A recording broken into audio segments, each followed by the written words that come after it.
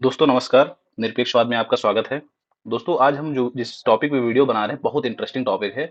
आप लोग को ये तथ्य जानकर बड़ी हैरानी भी होगी और एक महत्वपूर्ण जानकारी प्राप्त होगी कि वर्तमान में जो हमारे सिटिंग सांसद हैं उनकी क्या स्थिति है, ठीक है? तो दोस्तों एक एडीआर रिपोर्ट पब्लिश होता है और इसमें बताया जाता है कि जो सिटिंग सांसद हैं हमारे माननीय सांसदगण हैं, उनमें से कितने करोड़पति हैं, किन पर क्राइम जो आरोप हैं, आपराधिक आरोप हैं, किन पे किस प्रकार से लगे हुए हैं और साक्षरता वाली स्थिति सांसदों की क्या है। तो दोस्तों चलिए देखते हैं, जैसा कि आप ये कार्टून देख रहे हैं, कार्टून में एडीआर जो एक गैर सरकारी संगठन है, वो एक कार्टून के रूप में ये पब्लिश किया है। इसमें ये लिखा है, साफ साफ पता चलता है करोड़पति भी, क्राइम रिकॉर्ड भी। तो दोस्तों सबसे पहले हम लोग जानते हैं कि एडीआर है क्या, एडीआर रिपोर्ट है क्या।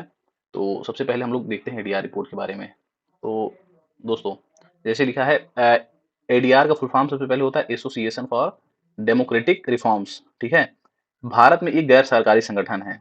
ये क्या है? एक गैर सरकारी संगठन है। देखिए सीधा प्रश्न पूछ सकता है कि एडीआर के बारे में, जैसे लिखा कि निम्नलिखित में से एडीआर के बारे में कौन सा कथन सत्य है। तो मान लीजिए एक कथन दे दिया, यह एक गैर सरकारी संगठन है, ठीक है। और मान लीजिए गलत कराने के लिए दे दिया कि इसकी स्थापना 1990 में हुई थी, तो गलत हो जाएगा। इसकी स्थापना कब हुई थी? 1999 में हुई थी। और किसके द्वारा हुई थी? भारतीय प्रबंधन संस्थान IIM, Indian institute of management के प्रोफेसरों के द्वारा की गई थी, ठीक है। अच्छा ये क्या बताता है? ये कार्य किस लिए करता है? चुनावी एवं राजनीति सुधारों, लोकतंत्र को मजबूत करने के लिए तथा शासन में सुधार हेतु कार्य करता है, ठीक है दोस्तों। और चलिए फिर अब इसकी जो रिपोर्ट है उसके बारे में देख लेते हैं थोड़ा सा, ठीक है। तो ये जो दोस्तों रिपोर्ट है, हाल ही में जारी एक रिपोर्ट के अनुसार विश्लेषण में 514 मौजूदा लोकसभा सांसदों में 225 पर आपराधिक आरोप हैं, ठीक है। तो दोस्तों इस समय कितने सिटिंग सांसद हैं? 514 हैं इलेक्शन के पहले तक। 514 हैं, 514 में से 225 पर इस समय आपराधिक आरोप हैं, ठीक है। और जो 225 हैं, 225 मतलब 44% सांसद, सिटिंग सांसद के 44% पर आरोप है दोस्तों। ये बहुत बड़ी संख्या होती है और ये हमारे राजनीति के अपराधीकरण की स्थिति को स्पष्ट करती है कि राजनीति में कितना ज्यादा अपराधीकरण है, ठीक है। अच्छा रिपोर्ट के अनुसार ये भी बताया गया है कि 29% जो लोकसभा सांसद हैं, जो 225 में से जो 29% हैं, उन पर गंभीर आरोप लगे हैं। गंभीर आरोप में क्या क्या है? जैसे हत्या का आरोप, हत्या का प्रयास का आरोप, महिलाओं के खिलाफ अपराध जैसे गंभीर आरोप लगे हैं, ठीक है। अच्छा तो और इसमें से जो 225 सांसदों पर आरोप लगा है, उन सांसदों में से 9 सांसद ऐसे हैं जिन पर हत्या के आरोप लगे हैं, जिन पे हत्या के मामले हैं। और इन सांसदों में से जो 9 सांसद हैं दोस्तों, उनमें से 5 हमारी जो सत्ताधारी पार्टी है, भारतीय जनता पार्टी, बीजेपी, उसके सांसद हैं। 9 में से 5 सांसद ऐसे हैं जो बीजेपी से हैं, जिन पे हत्या के आरोप लगे हैं। हत्या एक गंभीर अपराध है, ठीक है। तो और उसके बाद अच्छा ये पता कैसे चलता है कि किन पे कितना आरोप है? तो दोस्तों जो इलेक्शन कमीशन होता है, उनके पास जो सांसद चुनाव लड़ने जाते हैं, वो हलफनामा अपना एक प्रस्तुत करते हैं। उसमें घोषणा करते हैं कि उनके पास संपत्ति कितनी है और उनपे कितने मामले जो है दर्ज हैं। चाहे वो कोई भी आपराधिक मामला हो, कितने मामले दर्ज हैं, वो हलफनामे में वो लोग घोषणा करते हैं। तो उससे पता चलता है। तो ये जो एडीआर है वहां से रिपोर्ट बनाती है। अच्छा रिपोर्ट के अनुसार जो है 28 ऐसे सांसद हैं जिन पे हत्या के प्रयास जैसे गंभीर मामले, गंभीर आरोप हैं, आपराधिक आरोप हैं, हत्या के प्रयास जैसे।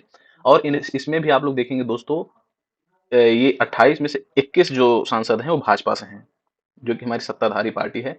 दोस्तों देखिए हम आपको ये बात साफ कर देना चाहते हैं कि हम किसी पार्टी विशेष का पक्ष या विपक्ष नहीं ले रहे हैं। यह तथ्य की बात है और हम आपको केवल और केवल तथ्य बता रहे हैं, ठीक है। तो इससे आप एकदम से कोई पूर्वाग्रह न बनाइएगा कि हम किसी पार्टी के विपक्ष में बोल रहे हैं।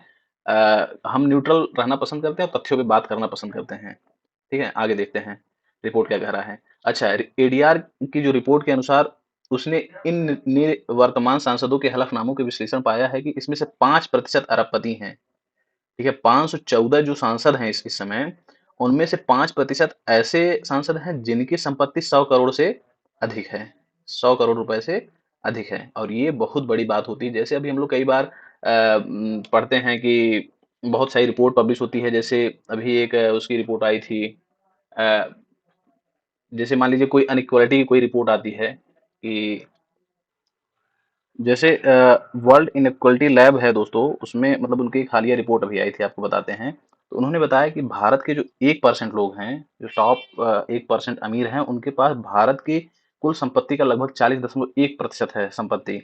और उनके आय में हिस्सेदारी अगर देखी जाएगी तो करीब 22.6% है। तो ये एक आंकड़ा बताता है कि 1% अमीर के पास 40.1% की संपत्ति हिस्सेदारी है। तो ये बहुत बड़ी बात है, उसमें से ये सब भी महानुभाव लोग हैं। ठीक है। अच्छा, तो आपको बताते हैं और आगे देखते हैं रिपोर्ट के अनुसार और क्या कह रहा है।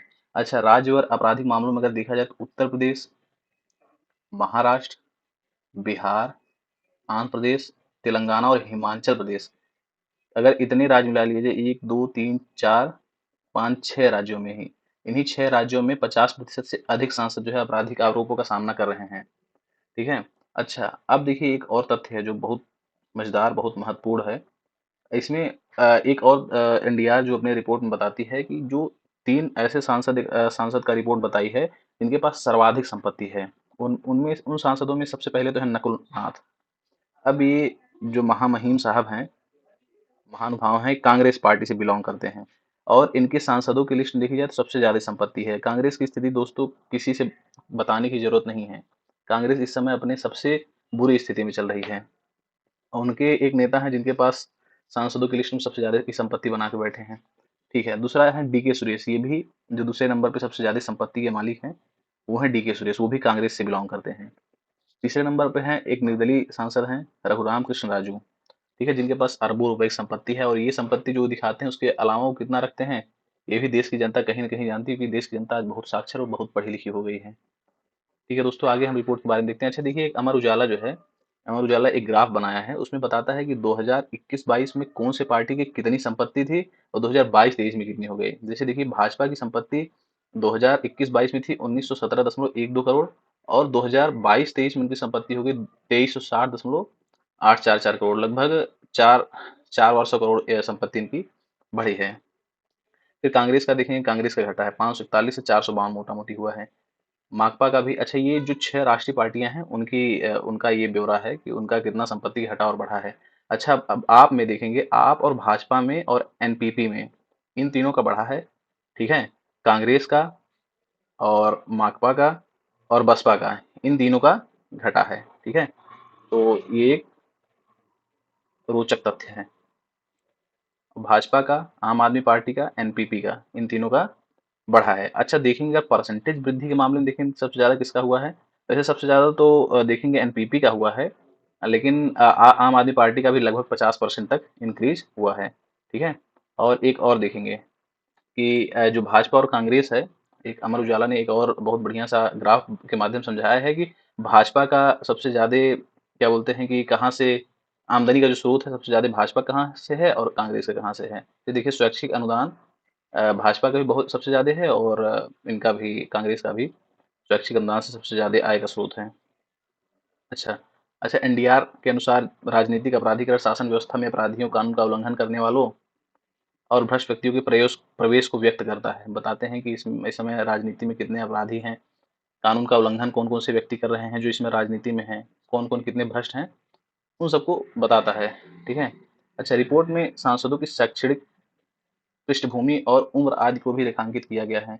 रिपोर्ट के अनुसार 73% सांसद स्नातक या उच्चतर शैक्षणिक योग्यता वाले हैं, जबकि सिर्फ 15% निवर्तमान सांसद महिलाएं हैं। अच्छा दोस्तों, इसमें बता रहा है रिपोर्ट के अनुसार 73% जो सिटिंग सांसद है 514 में से, वो या तो स्नातक हैं या तो परास्नातक हैं या फिर उच्चतर शैक्षणिक योग्यता वाले हैं। जबकि जो 15% महिलाएं हैं, सांसद महिलाएं हैं, वो या तो स्नातक हैं या उच्चतर शैक्षणिक योग्यता वाले हैं। तो दोस्तों, ये भी एक तथ्य है कि जो इस समय जितने भी 514 सिटिंग सांसद हैं, उनमें से जो महिलाओं का प्रतिनिधित्व है बहुत कम है।